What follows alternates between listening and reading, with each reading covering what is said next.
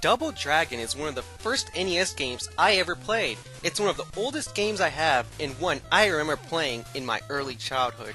Now, we all know why this game is so good. I don't need to tell you that. If you own it, you already know. If you don't, you've heard only good things about it. I'm here to tell you my experience with Double Dragon and let you know that this game is very hard.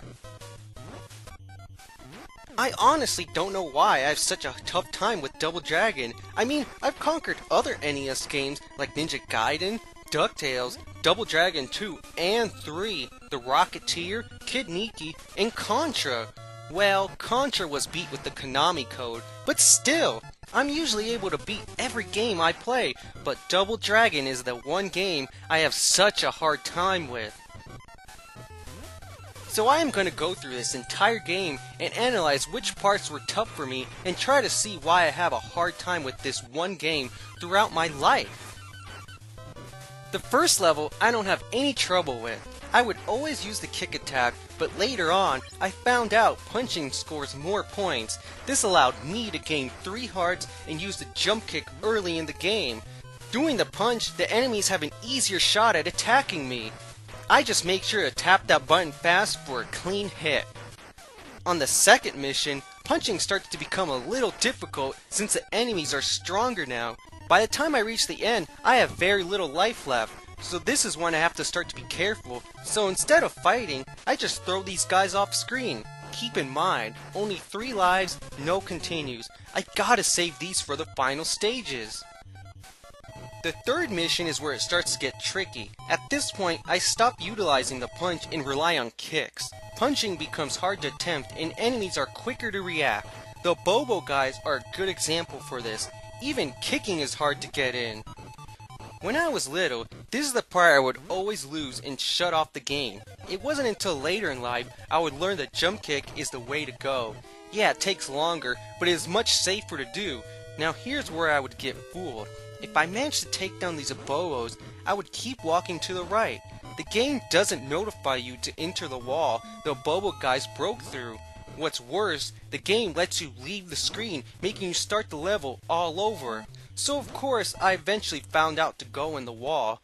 Once in, I didn't have too much of a problem. Sometimes these rocks would get me. Jumping on these moving platforms aren't too bad, but this cave does the same thing as outside. Once you beat these guys, you're supposed to enter the door. Luckily, this time, I didn't make myself look like an idiot. Again. Once in, you make your way down this hill and fight another Abobo guy. This time he's green, so I'm assuming he's a little bit tougher than before. Sometimes that little bit was enough for me to get game over. This is where I realized how far I've reached in the game. I couldn't just stop trying. I felt I was close to the end. I had to keep moving forward.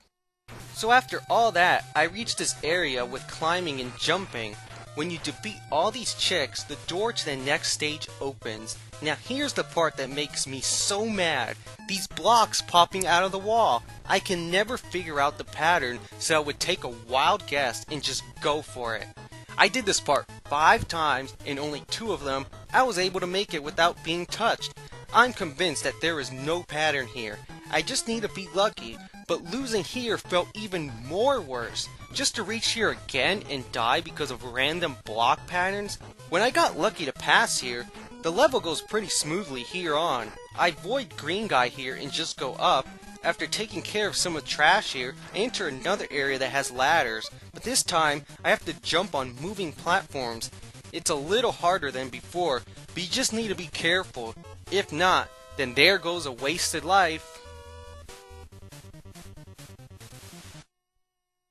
I finally reached the final stage. It took a long time, but I did it. Before fighting the final boss, you face 2 of each enemy you defeated throughout the game.